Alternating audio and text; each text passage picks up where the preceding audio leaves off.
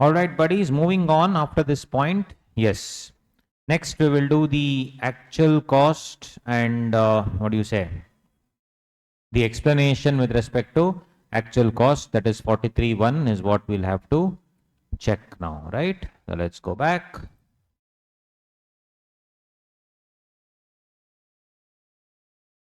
All the explanations to 43.1 we need to see. So as discussed in the last segment, 43.1 is nothing but the actual cost. In that, whatever is the actual cost of the purchase of the asset minus if it is used by, if it is given by somebody else, all the money amount given by somebody else should be taken into account. We saw the entire thing of actual cost, which has been met directly or indirectly, should be subtracted. And moving on, apart from that, we saw explanation 1, 1A, that is FMV. We saw 2. Yeah, now we have to see explanation 3. So what does explanation 3 say? Very simple. So if I have taken an asset at an enhanced cost, for example, there is one guy, Mota Bhai, another Bhai, Chota Bhai. So Chota Bhai, what does he do? An asset which has a WDB of 60 crore and an FMV of 80 crore, he sells it to Chota Bhai at 95 crore. So what WDB is 60, FMV is 80, sells it at 95 crore to Mota Bhai. So Mota Bhai records it at 95 crore. Why is he a fool to take it at 95 crore? No, very simple. FMV is 80, recorded it and bought it at 95, gave a check of 95 crore. Very, very simple, guys. That is conversion of black money to white money. No fool will purchase any asset worth 80 crore at 95 crore. So what is Mota Bhai doing? He is overshooting the asset, overvaluing the asset, taking it at 95 crore, giving a check worth 95 crore. And Chota Bhai has black money, so he will give 15 crore back to Mota Bhai. Mota Bhai needs black money. As simple as that. It's always black money, white money dealing is always one person will be in need of black money and the other person will have excess black money.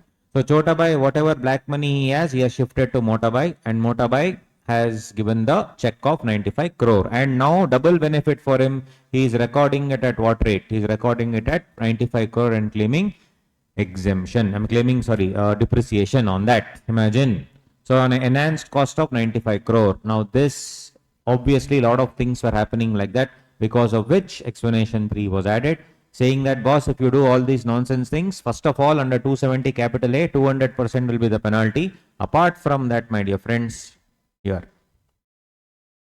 asset acquired from any other person which was previously used for his business or profession with a view to claim depreciation on enhanced cost and reduce tax liability.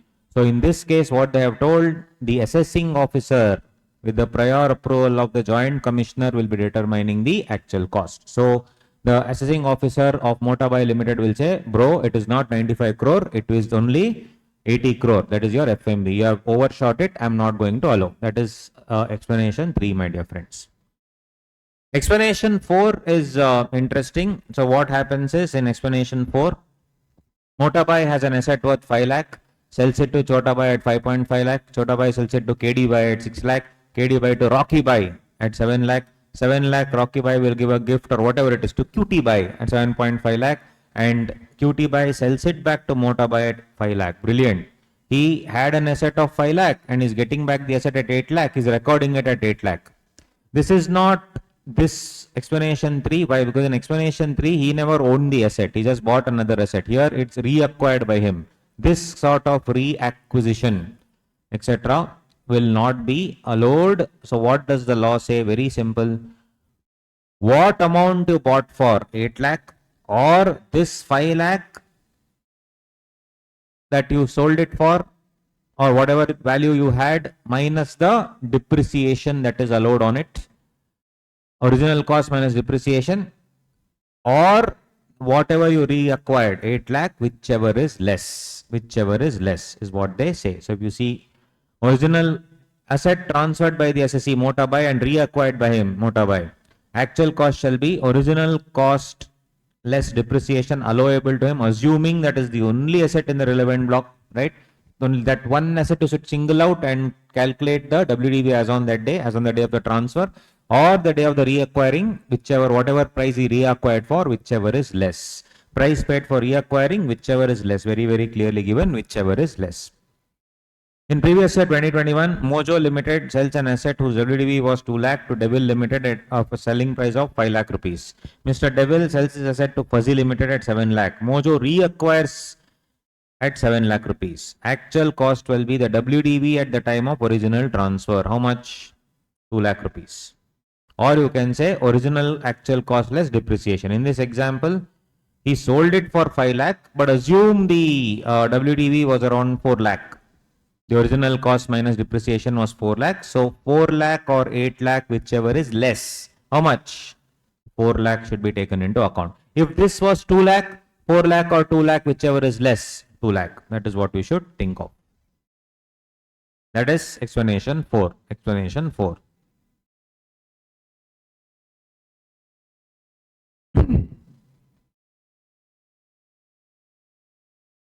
One more example. So basically, I am a company which is producing, which is a factory, runs a factory. And during those days, the pollution control equipment had 100% depreciation. So this company bought a pollution control equipment, claimed 100% depreciation. Let's say bought it for 5 crore, claimed full 5 crore depreciation, and the WDV became 0. Then what happened? This asset was bought, WDV. This asset was bought by Motabai. He acquired this asset as, let's say, 4 crore rupees. He acquired it at 4 crore rupees. The best part is he leased it to this company again. Under Income Tax Act, the lessor only can claim depreciation. So he will claim depreciation on 4 CR. Right?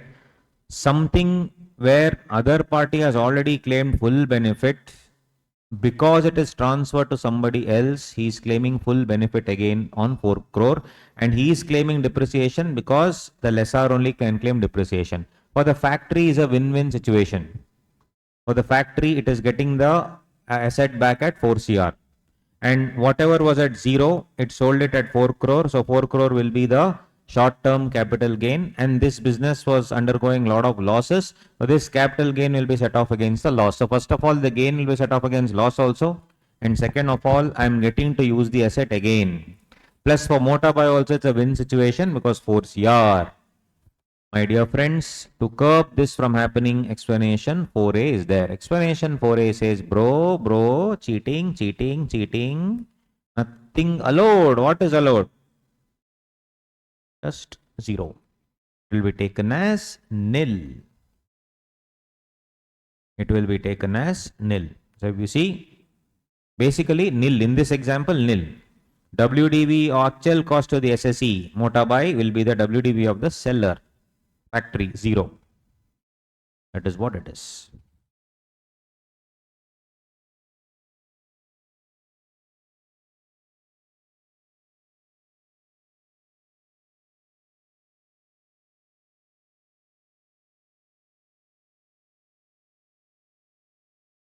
Explanation 5. If a building is used for private purpose, subsequently brought into business use. Mind you guys, first of all, it should be a building, not any other asset. Second, it should have been used for private purpose, and now it is brought into the business use. That's what they are trying to tell.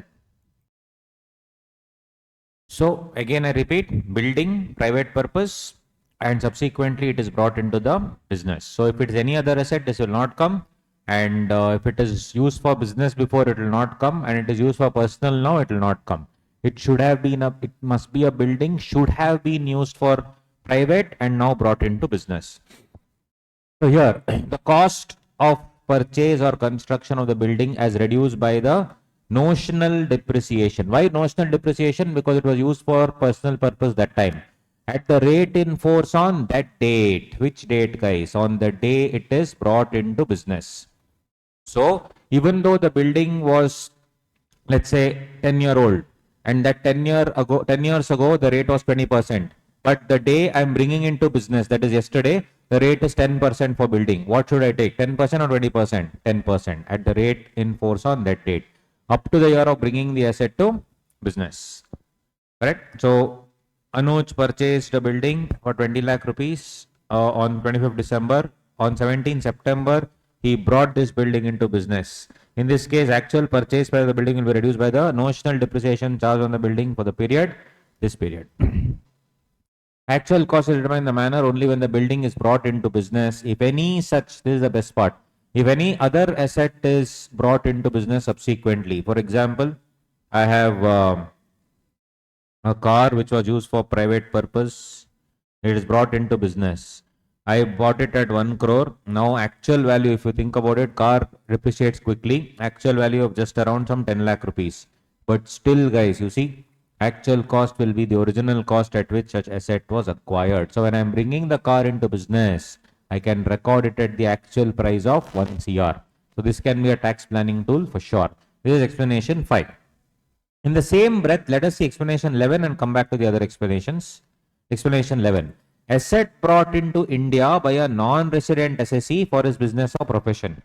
So this fellow was a non-resident, right? He has a business there and now he brings one asset into India. Let's say computers. He has computers abroad. The computers are fully depreciated and almost gone, but still he brings into his new business in India. SSE is the same. He had one business. He opens a new branch in India and he brings his business here in India. Now, purchase price as reduced by the amount of depreciation notionally calculated at the rate in force, as if the asset was used in India since the day of acquisition. So rate in force means what, guys? As and when the rates keep changing, same rates have to do. So for example, if 5 years ago I had bought laptop abroad, and that time computers, it was, let's say, I'm just giving an example, 30%. Next year it became 40%. Next year it became 20%. Next year again it became 40%. So I have to compute as if the asset was bought 4 years ago. Every year, whatever depreciation rate is there, I have to reduce. That is the meaning of rate in force. I have to depreciate, and whatever WDV comes now, that value only I should take, is what they are trying to tell. Mr. David, a non-resident, purchased a machine for 20 lakh on 25th December. On 17th September, he brought this machine into business after 5 years. In this case, actual purchase price of the machine will be reduced by the depreciation charged on the machine for the period 25th December 17 to 17th September 22 using the rates in force in India. Using the rates in force in India. So like that, I should do it. So 5 and 12, why I did is, in explanation 11, it's about non-resident. In explanation 5, it is about resident or non-resident. In explanation 11, mind you, it is any asset. In explanation 5, it is only building, which is used for private purposes. In explanation 11, it could be used for any purpose. In explanation 5, private purpose. Bringing it into business in both the cases, of course, at the rate in force. Explanation 5 is depreciation rate on that date. That date when you are bringing into business. Whereas explanation 11 will be the rate in force. That is the respective rates as per the assessment year, is what I want to tell you. This is what it is, guys. That is explanation 5 and explanation 11. Okay. Then, as far as 6, 7, 7A and all these things are concerned, whether it is an amalgamating company, asset transferred to amalgamated company, whether it's a holding company transferred to wholly owned subsidiary, or either other way around. Basically, holding company transferring it to a wholly owned subsidiary, provided the wholly owned subsidiary is in India. For example, if, for instance, an Indian company and 100% wholly owned subsidiary outside India. For example, if Reliance transfers some of its assets, or other, subsidiary company is transferring to 100% holding company, correct? So if you see, shares of the subsidiary company should be wholly owned by the holding company. Very clearly they have given. And here again, asset transferred by a holding company to its subsidiary company, or by a subsidiary company to its holding company. So Hamleys UK, Hamleys UK, which is a 100% subsidiary of Reliance, transfers its assets to Reliance Industries India. Is Reliance Industry a holding company? Yes. Is it a 100% holding company? Yes. So at what rate will they take it into account? Actual cost for the transferee company. Transferor company is Hamleys, transferee company is Reliance. At what rate will they record? Actual cost for the transferee company will be WDV of the transferor company. Which WDV? Whatever WDV they have recorded at Hamleys, same rate they will take it here also. Explanation 6, explanation 7, explanation 7a, and all these things. Same. Even in a demerger, the WDV of the immediately preceding year shall be reduced by the written down value of the assets transferred to the resulting company for the demerged company. Demerger means what, guys? If there is a company which hives off. So for example, Wipro Lights Limited can hive off from entire Wipro Limited. Wipro Software can hive off from Wipro Limited. Geo, there was a demerger and it split into 3 companies. So the final company is called as resulting company. The company which was there existing before also is called demerged company. So Wipro, one part of Wipro Software is hived off. So what will be the asset value WDV of the asset? I told you depreciation and WDV is always considered SSE wise. SSE is Wipro. So for Wipro, they will take the full block minus the block, all the assets which have been removed from Wipro. That's what they say. If you see, demerged company WDV of the block of assets in the immediately preceding year shall be reduced by the WDV of the assets transferred to the resulting company.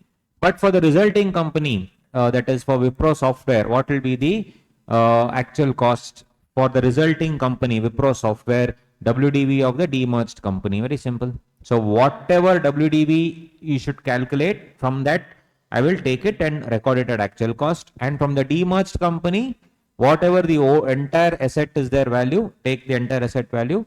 In that, part of it will be hived off. So overall asset value is 100 crore and 20 crore worth of asset is hived off. So for the actual cost of the, or rather the WDV for the demerged company will be 100 minus 20, 80. Whereas for the new company, resulting company, what will be the WDV? 20. That's all. Very simple, guys. From there it is split and come here. It's coming here. No change. Same with amalgamating company, amalgamated company, everything. It's the same. No change. All these things are the same. So if you see regarding that, where did this go suddenly?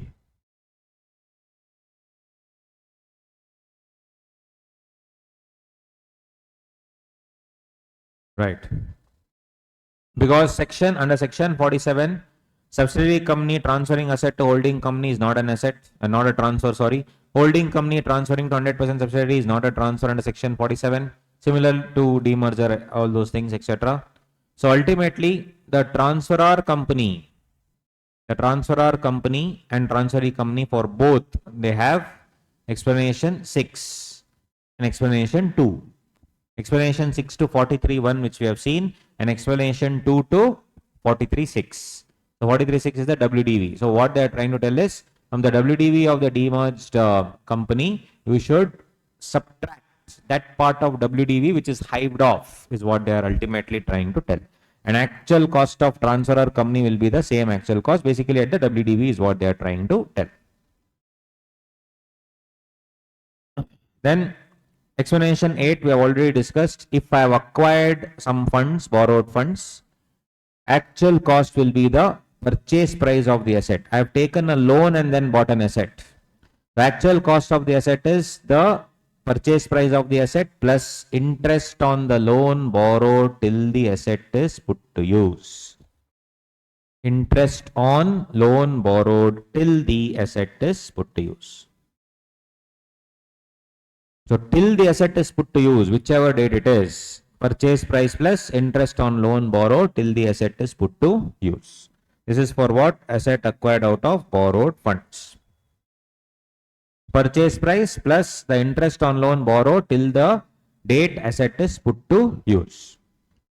Because after put to use, it will be expense under 36(1). Till put to use, it must be capitalized.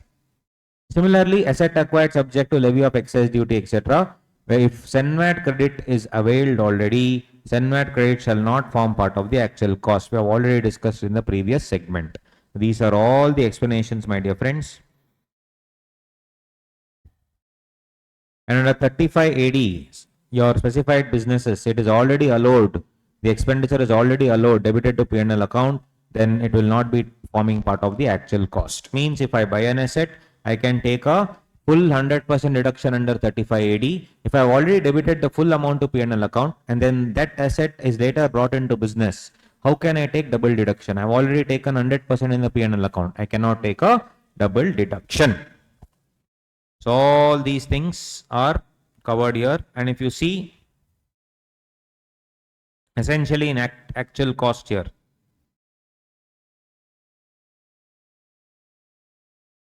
add all the expenses, subtract all these things. One more part is again I am telling you, as reduced by that portion of the cost which has been met directly or indirectly by any other person. This will also, as I mentioned, is subsidy.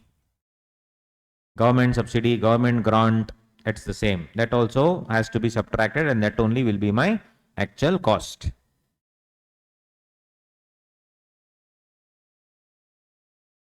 All these portions are done.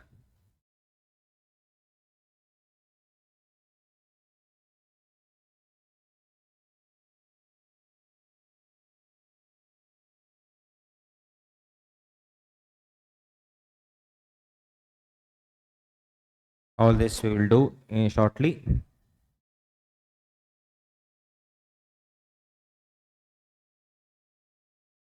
As far as subsidy is concerned, as I told you, subsidy also is a different thing. I have made a master chart for subsidy. Quickly we will revise that. So guys, subsidy is defined in clause 24, clause number 8. So it can be named whatever name you can give it: subsidy, grant, cash incentive, duty drawback, waiver, concession, reimbursement, etc. It excludes explanation 10 to 43.1. Explanation 10 to 43.1, what does it say? Any subsidy, etc. will not be part of actual cost. Very simple. Because it should be subtracted from the actual cost, because that is borne by the government or some other authority. So as far as, so subsidy can be given for depreciable asset. Subsidy can be given for non-depreciable asset, for example, land. So if you want to buy land, government can give you subsidy for that also. It is non-depreciable, what's the treatment? And if it is depreciable, what's the treatment? Guys, please understand, Income Tax Act cannot be read section by section at the final level. It should be read concept by concept. We understood the depreciation concept fully. We understood the actual cost concept fully. In that actual cost concept, one small subsidy portion is there. Now I am taking up the subsidy portion. I will link it with ICDS 7. Like this you study, I can also assure you and I can also see how you will not get 60 plus. Questions are not easy anymore like the way it used to be before. So you should constantly keep revising. There are many new things that are happening. You can always not go with a single set track mind that, you know, it is all easy and all that. You have to keep on revising. So 2 clause 24.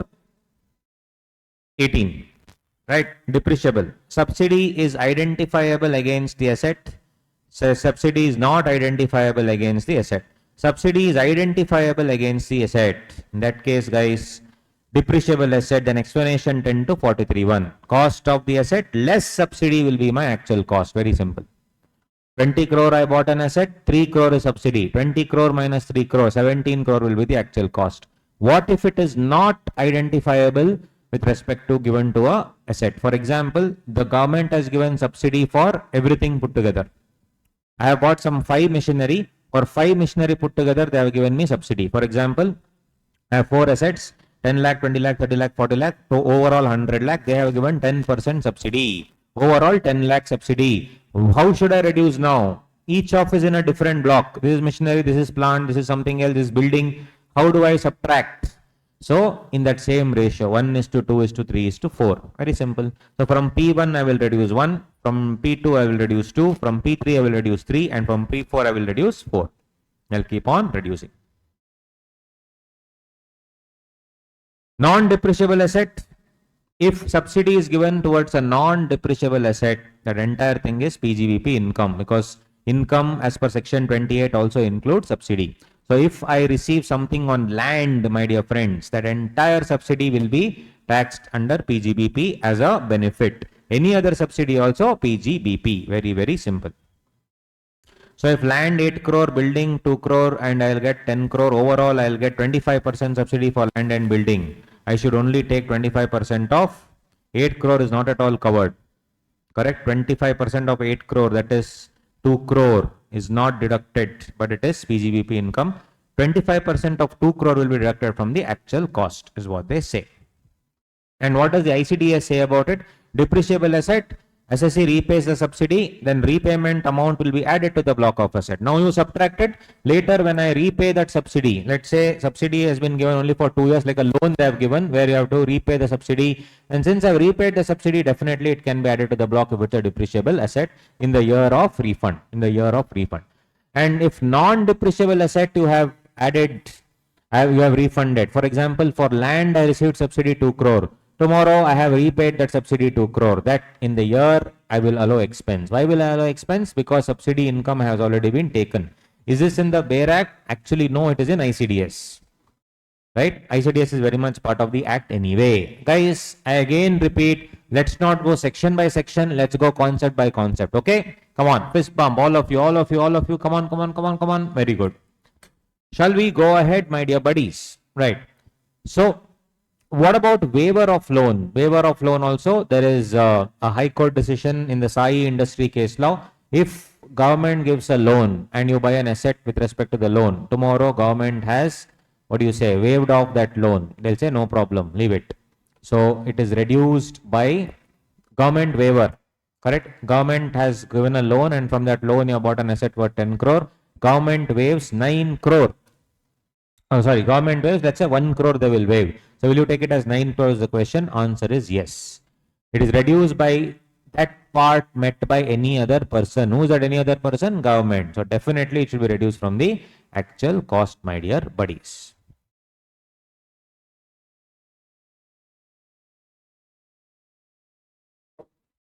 So as far as, partnership firm, if it is converted to company, then explanation 3 to 43(1) will come. Sole proprietorship converted to company, then again explanation 3 to 43(1) will come. Whatever was to the previous owner, the same will be now with the hands of the company.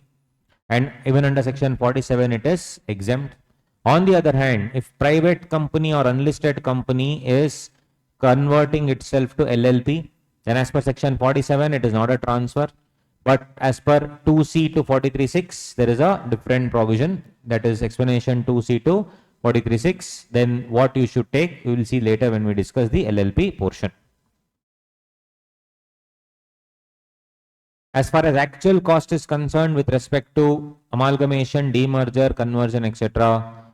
As far as amalgamation, demerger, even for conversion, whatever it is, we have explanation 7 to 43(1), explanation 7A to 43(1). Same thing as already discussed. The WDV of the amalgamating company will be the WDV of the amalgamated company. And the actual cost for the amalgamated company will be whatever the WDV of the amalgamating company. Actual cost of asset for the resulting company will be the WDV of the demerged company. Same stuff. And then the depreciation on, no depreciation is there on goodwill and hence no apportionment. But with respect to other assets, it will be in the ratio of the number of assets used by them. So in the compiler and all, in my compiler, I have given all the illustrations, etc. Yes. And as far as predecessor and successor income, how will I charge? Up to the date of succession, predecessor, and after the date of succession, successor will do the needful. One part was pending, that is depreciation on goodwill. That's a different concept. I told you that has to be removed from the goodwill portion must be removed. The depreciation should be removed. Basically, if goodwill is an intangible asset, I should take as if goodwill was the only asset in the entire block, remove all the other components, and for that goodwill, remove depreciation, and that has to be completely removed from Finance Act 21 onwards. From 1/4/21, everything has to be removed because The block excludes goodwill. As per 211B, block excludes goodwill, and 3212, there is no depreciation on goodwill. And as per 43.6 in the calculation, clearly they have mentioned depreciation on goodwill. Depreciation on goodwill. And once I sell off the goodwill, if it is more than the WDV, then of course same, that other part will be my short-term capital gain. All that is what we have seen. One thing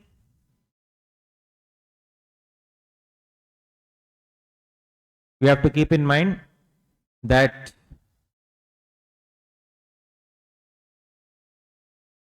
will capital gain come or not is the question. So for instance, there is intangible block 20 crore. I have sold it for 18 crore. Unfortunately, only one asset was there in the block, and that was goodwill, and that is sold for, or rather transferred out for 18 crore. What is the amount left here? 2 crore. But guys, what is the asset left? 0. What is the treatment in that case where there are no assets in the block, but there is some value? Can depreciation be claimed on this? Answer is no. Yesterday only we have told, for depreciation to be claimed on anything, there has to be block, which means at least one asset must be there and some value. Both conditions must be there. In this case, asset is not there, value is there, nothing can be done. So this, my dear friends, can be asked. So this is what a dead loss for which there is absolutely no treatment. Dead loss for which there is absolutely no treatment.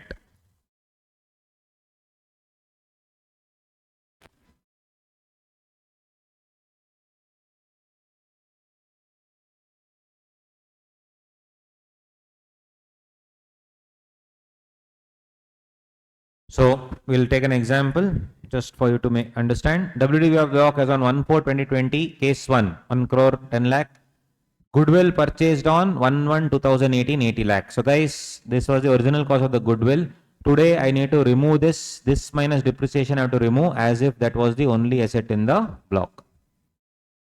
Similarly, here 31 lakh was the WDV of the block, and then goodwill purchased as on 1/1/2018 was 80 lakh. How do you compute it here? Computation of depreciation on goodwill as if it was the only asset in the block, part C of the chart. This year only. Acquisition 80 lakh minus depreciation 18/19 10 lakh, 19/20 17 lakh 50,000, 20/21 13 lakh 15,000, overall 39 lakh 37,500. But I now have to remove what? Goodwill portion. I have to, this is the, when did I buy? This is the goodwill portion only. See, goodwill purchased on 1/1/2018. What is the WDV of the goodwill as of today? As of which day? 1/4/22. So I have done the depreciation. Acquisition 80 lakh minus depreciation 18/19 12.5%. Why 12.5%? Because it was bought on 1/1/2018. Hence 50%, less than 180 days. So 80 lakh minus 10 lakh, then in 17 lakh 25%, 52 lakh 50,000, 25%. What I get is 39 lakh 37,500. So from the WDV of the entire block 1.1 CR, I am going to reduce what? 39 37,500. Whatever is remaining is 70 62 500. From that I will remove what? 25%, 25%, and this will be, this is what I am going to record. 39 lakh 72,488. On the other hand, if same thing in the other case, WDV as on the block is 31 lakh, goodwill purchased is 80 lakh. 80 lakh ka figure will come up to 39 lakh 37,500. You see, this is what I was trying to tell. Block of asset is 31 lakh. And what is the value? 39 37,500. So in that block, other assets all put together is 31 lakh, of which goodwill only is 39 37,500. It is always restricted to the goodwill value. So what is the WDV? Nil. 31 lakh minus 39 lakh 37,500, nil. The differential amount, my dear friends, will be the short-term capital gain. 39 lakh 37,500 minus 31 lakh will be 8 lakh 37,500 will be my STCG. So let us assume I am the purchaser of that goodwill. How much did I buy? 39 lakh 37,500. I am the purchaser, you have sold. For you, the seller, what will you show your WDV as? 0. And for you, what is the STCG? 8,37,500. Now for me, I am the purchaser of that goodwill. What will be my cost of acquisition? Whatever your selling price will be, my cost of acquisition. So my cost of acquisition will be 39,37,500. And what would be my period of holding? My period of holding would be what? From 1/1/2018 itself. My period of holding will be from 1/1/2018. This is when, if at all you are selling the goodwill. If at all you are selling the goodwill, it will be from 1/1/2018. More we will discuss in, what do you say, capital gain. Don't worry about it.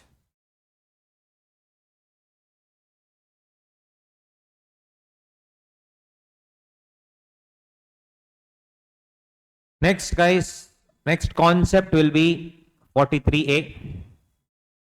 43A. 43A is your foreign exchange fluctuations. Again, in the actual cost, we saw one thing. Add foreign exchange fluctuations minus foreign exchange fluctuation. Add foreign exchange fluctuation minus foreign exchange fluctuation. That is what I am doing. Add and minus foreign exchange fluctuations.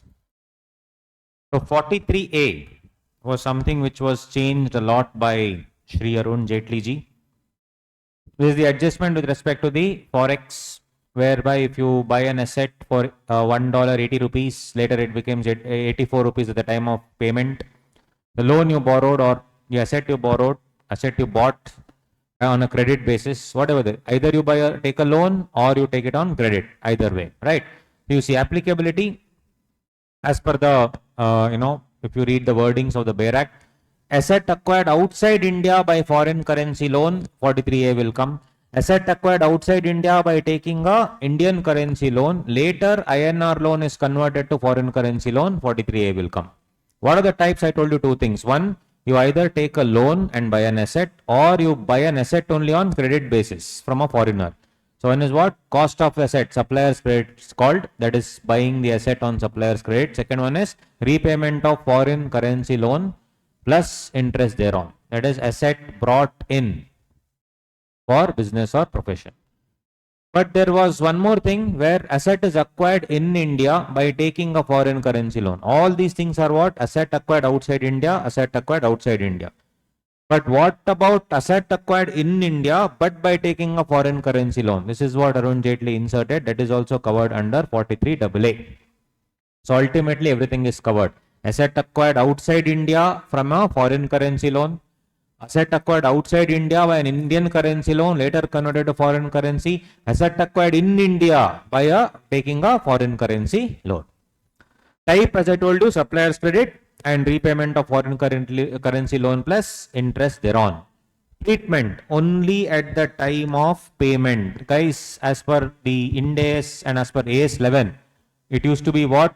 It used to be on the balance sheet date. But now nothing doing as far as tax is concerned. As and when the payment is happening, that time you should do the adjustments. Very simple.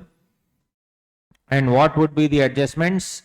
For a depreciable asset, actual cost, you will play around in the actual cost only. Correct? Actual cost means what? Actual cost plus asset if it is increasing the liability, and reduce it if it is decreasing the liability. So every time at the time of payment, you need to keep on doing it. And what do you mean by actual cost? Is it the actual cost as originally bought? No, it is actual cost minus depreciation. So basically, if after actual cost was 10 lakh and depreciation is 2 lakh on 8 lakh, for example, now 8 lakh, because of the foreign currency fluctuation, if it has become 8.5 lakh, I should now add 50,000 to that. So when should I see? As and when the payment comes. At the time of the payment, you should check the actual cost minus depreciation. That was held in Arvind Mills Supreme Court judgment. Guys, I cannot explain the logic of each and everything because it's a marathon session. This entire 43 itself in my regular batch, I've taken almost 3+ hours. So in regular batch, you will in fast track premium around 1.5 hours. So in those classes, we can go in depth, slow, and everything. But here, I'm just doing the gist of the thing. These charts and all I prepared only for this marathon. And if it's a special asset like scientific research expenditure, guys, I have purchased it for 80 lakh. I have repaid it also for 82 lakh. So now I've already taken deduction of 80 lakh. Now next year it has become 82 lakh.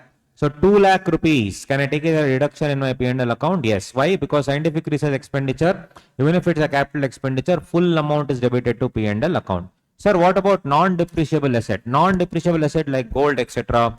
Cost of acquisition, cost of the gold, if it is 1 lakh, it is $1 lakh at 90 rupees. Loan is repaid in the year 2022, 1 lakh at 100 rupees. That extra 10 rupees here, it will be just, I'll make the cost of the gold 1 crore, as simple as that. So I will increase the cost of the non-depreciable asset. Apart from that, if I have taken a forward rate cover, my dear friends, for example, I have bought the loan at 80 rupees per dollar, but I have taken a forward rate cover to hedge myself against future, variations in the stock market, so variations in the currency fluctuations, forex fluctuations, right? So it cover has become 85 rupees. 85 rupees cover I have taken. Now the thing is, if it has come down to 82 rupees, now I have already recorded as 85. So 85 minus 82, I will have to adjust. If it has gone to 90 rupees, then 90 minus 85, all these things will come into my PGBP as profit or loss. But in my actual cost, what I should take? I should always record it at 85 rupees agreed cover rate. So if it is actual cost, in actual cost, I should always record at agreed cover rate. The balance variations, it will not touch my actual cost. The variations will be PGBP P&L account. Then to get that forward rate every year, to keep on fixing the rate, I'll have to pay a renewal premium, and that is called rollover charges as per Elecon engineering case that is added to the WDV. So any rollover premium that I am paying will be added to the WDV. If there is an interest on a foreign currency loan, let's say I have taken a $1 lakh at 10% loan I have taken. Asset is purchased on 1/1/22 at 70 rupees. Put to use on 1/7/22 at 72 rupees. Interest as on 31st March 23. Interest is not paid. Interest has not been paid as on 31st March 23. 80 rupees now. So because the asset is put to use when? On 1/7/22. Up to the date of put to use, my dear friends, 43 capital A payment basis I should do, which means 1 lakh into 10% is $10,000. But since I have put to use only on 1/7/22 and interest portion is not paid on 31st March 23. So in this case, since it is 10%, and when is it put to use? 1/7/22, right? What I should do? So 1 lakh into 10% is 10,000, but I have to see only 6 months. So that's why $5,000. $5,000 into at what rate? Till the date it is put to use, I am going to capitalize, right? 5,000 into 72. So remaining after it is put to use, ICDS accrual basis, I have to recognize the P&L account. Same, 1 lakh for 6 months. 1 lakh into 10% into 6/12. So $5,000 into 80 rupees is what I need to see. As far as 43AA is concerned, as I was mentioning, 43AA is what? If I have taken any foreign currency, bought the asset in India only from a foreign currency loan. Apart from that, other things, monetary and non-monetary items are also there. Monetary items are cash, receivables, payables, etc. Non-monetary items are fixed assets, inventory, investment, and all of the things. So if it is cash, receivable, payable, etc., how will you recognize? You will recognize at the rate as on the date of the transaction itself. And how will you convert at the balance sheet rate? You will convert it at the rate as the closing date. However, whatever rate it was on 31st March, I will take that. Difference will be my P&L account. On the other hand, if there was inventory, non-monetary items, fixed assets, inventory, investment, if it is there, then how will you record it? Date of the transaction. And how will I record it on conversion and the balance sheet rate? So guys, since it is inventory, it is cost or NRV, whichever is lesser as on the date of the balance sheet. Other non-monetary items, how will I take it?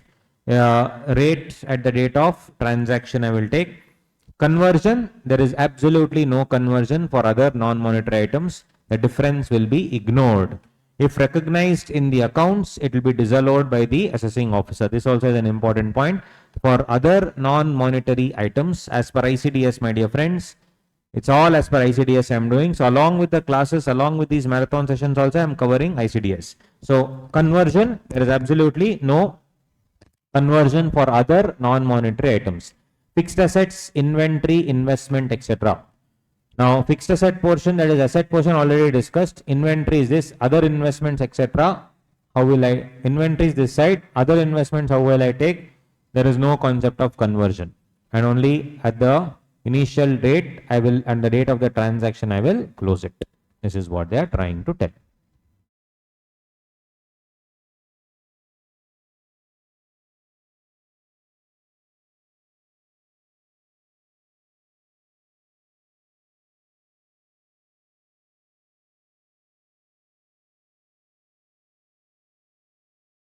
Next, let us go into 35D, amortization of certain preliminary expenses, 35D. So, Indian companies are all important areas I'm doing, guys. So, this, till generally, if there is any preliminary expenses of any company, from the date of certificate of incorporation, whatever expenses happen after that day, that obviously will be treated in the hands of the company. But the question is, what happens here? What happens to expenses and what happens to income? Income generated till the date of certificate of incorporation will not be chargeable in the hands of the company because company is not born only. As per Indian Contract Act, agreement with somebody who is not in existence is void ab initio. So you cannot enter into a contract only with them. So all the income till the date of the certificate of incorporation will be taxable in the hands of a association of person. Will be taxable in the hands of the association of person. Income will be taxable in the hands of a AOP, right? AOP promoter. Expenses, what I'll do? Expenses, my dear friends, will not be allowed. Generally, I told you in the first method of accounting and the first calculation of income under section 29 only, pre-incorporation expenses will not be allowed as per Income Tax Act except as provided in the law. And that provided in the law is, my dear friends, 35D. In 35D, there are qualifying expenses and there is qualifying amount of expenditure or a fraction of expenditure. What is qualifying for deduction under this section? All expenses before commencement of new business is taken into account. All expenses after commencement of new business also is taken into account. Before commencement of new business, after commencement. Sir, but you just told after commencement everything is P&L. No, you see here, if there is any setting up of a new unit or extension of an existing undertaking. Now I'm setting up new divisions of business. I am ITC, I have many tobacco division, then food division, I have FMCG division. If I'm setting up one more division, one more unit, one more new business, new line of business, yes, that will amount to setting up of new business. It will be treated as preliminary expenses for that. Sir, what's the difference between preliminary expense and pre-incorporation expense? Earlier in company law, there used to be two things. One is certificate of incorporation. One more is certificate of commencement of business, which used to come after COI. So anything that happened till that CCOB, certificate of commencement of business, that used to be what? Preliminary expenses. What is pre-incorporation expenses? Till the incorporation. Now both have merged. Preliminary expenses means certificate of incorporation and commencement, both. Just before that, whatever happens, it is called preliminary expenses. What are the type of expenditures included, my dear friends? You have legal charges, cost of preparation of feasibility report, project report, All those things are there. Survey, engineering report, registration fee paid for incorporation under the Companies Act. So all your incorporation fee will be taken into account. Fee paid to chartered accountant also will be taken into account. Will it be? Yes, because you see, preparation of MOA, AOA, everything will come here. There are other things. Such other expenditure will have preparation of MOA, AOA and all those things. So yes, all those expenses will be taken into account. But if, let's say, chartered accountant or company secretary, when he's preparing your MOA, makes a mistake with respect to the stamp duty, and later, because of that, you have to file some penal charges with the department, will that be taken into account? No. All the essential elements which are required for incorporation, like these things, that has to be taken into account. What is the ceiling prescribed for, and this is available for all SSCs, mind you.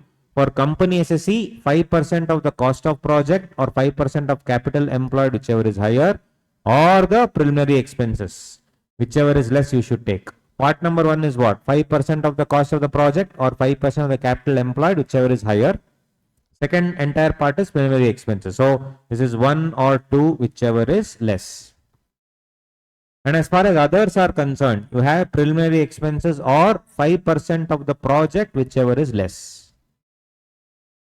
Preliminary expenses or 5% of the project, whichever is less. And deduction is allowed in 5 equal installments from the year of commencement of business. From the year of commencement of business. Got it? So this you need to remember. Sir, what is cost of the project? What is capital employed?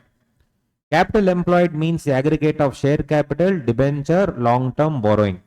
Mind you, security premium account is not covered, will never be covered. Security premium account is not share capital. It is just quasi capital. Cost of the project means actual cost of fixed assets which are shown in the books of SSC on the last day of the relevant previous year. Land, building, leasehold, plant, machinery, furniture, fitting and all this will be my cost of the project. That is cost of the project. Capital employed is share capital, debentures, long-term borrowing. Share capital, debenture, long-term borrowing, you can say your long-term funds can be taken into consideration. And no deduction is available for amalgamating or demerged company because that is no longer existing, especially the amalgamating company. Demerged company will still be there, but it is entitled for the new company. Yes, they can take. The amalgamated company or the resulting company can definitely take up the balance portion which is remaining. Audit of the accounts is mandatory in this particular clause. You have to do the audit for sure. And as I told you already, in Berger Paints Limited, for the purpose of capital employed, security premium account shall not be considered. Same case with respect to amalgamation or demerger. Then 35 DDA is amortization of VRS expenses. My dear friends, as far as VRS is concerned, you have 1010C, where as per the Bear Act they have given up to 5 lakh there is exemption, or there is a relief you can claim under section 89(1). So employee can claim either 1010C or can claim 89(1). Company, when they are giving their spending money on VRS, they can take a deduction of same over the next 5 years in section number 35 DDA. Section number 35 DDA. So in section 35D, there is a very interesting thing called here expenses incurred in respect to public issue of shares and debentures. Now, what do you mean by this share issue expenditure? Before commencement of business, 35D, 1/5 of the same is allowed if you issue shares. After commencement of business, again, if it is for new undertaking or extension of business, 35D, 1/5 is allowed.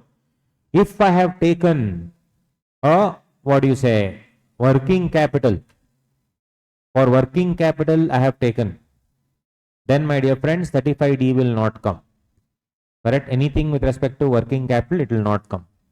So share issue expenses are this, and I'm talking about any loan interest paid on working capital and all that is not there.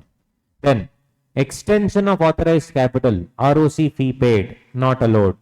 It's only allowed for what? Initially for putting, paying the stamp duty for creation of MOA, AOA and creation of authorized capital. For extension of authorized capital not allowed as per Punjab State Industrial Development Corporation Supreme Court decision. If the issue of shares, see guys, in CA final level, they'll not ask direct question, explain 35D with all those examples. Nobody will ask. You also know. Questions will come like this. So marathon will be a marathon only if these things are discussed. Otherwise, simply one random fellow will be shouting and you will be listening, and in the exam you will go vomit, and then that ultimately gone. What adjustments, etc., these type of adjustments may come. So issue of shares to comply with RBI or SCRA or FEMA regulation. So basically, for example, during the olden days, there used to be many companies where during the Jan Sangh, they said that you have to, Morarji Desai, so they said that you have to comply with RBI regulations. In order to comply with RBI regulations, you need to increase your public shareholding from 55% to 65%. So when I do like that, I mandatorily increase my shareholding and I have to issue shares to the public. Question before you is that also preliminary expenses? No, not allowed. Brook Bond India Supreme Court judgment, Kodak India Limited Supreme Court judgment. So if I am issuing shares only to comply with RBI, SCRA, FEMA regulations, not allowed. Expenses on issue of bonus shares. Same again, it is not increasing my capital base at all. It is just conversion of reserves into capital. Hence, it is revenue expenditure. It is allowed as a deduction because it is not increasing the capital base. Right? So if the capital base is increasing, it is capital in nature. Issue expenses in IPO. So I have done an issue that is Mascon Tech Services, Madras High Court. They went for an IPO, spent a lot of money, IPO got cancelled. The purpose was to increase the capital base. Hence, it was not a revenue expenditure. It was a capital expenditure. Hence, there is no deduction. So if anything relates to the capital expenditure, no deduction will be given. Next, debentures and bonds. Debentures, expense on issue of debentures, because that is in the nature of a loan, my dear friends. Debenture, revenue expenditure, India Cements case, allowed. Expenses on issue of conversion of debentures into shares. Debentures into shares. This is again, it's in the nature of loan only at the time of the issue. It may be converted to capital later, but at the time of issuing, it is in the nature of what? Loan only, debentures. Hence, it is a revenue expenditure. ITC Hotels, Karnataka High Court case. All these are some important cases to be kept in mind. So, this, my dear friends, is the other areas. And now we'll have to do all this 35-day DD, all that we have done. So let us, 36 will finish in a while.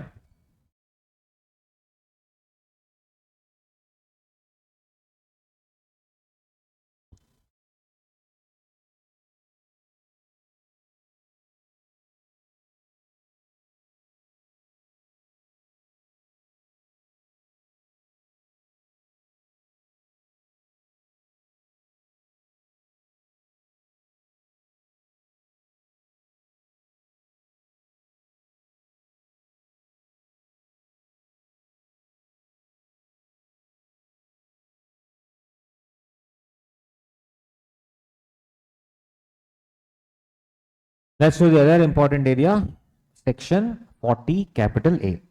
That 40A2 and 40A3. And then come back to the other areas, shall we?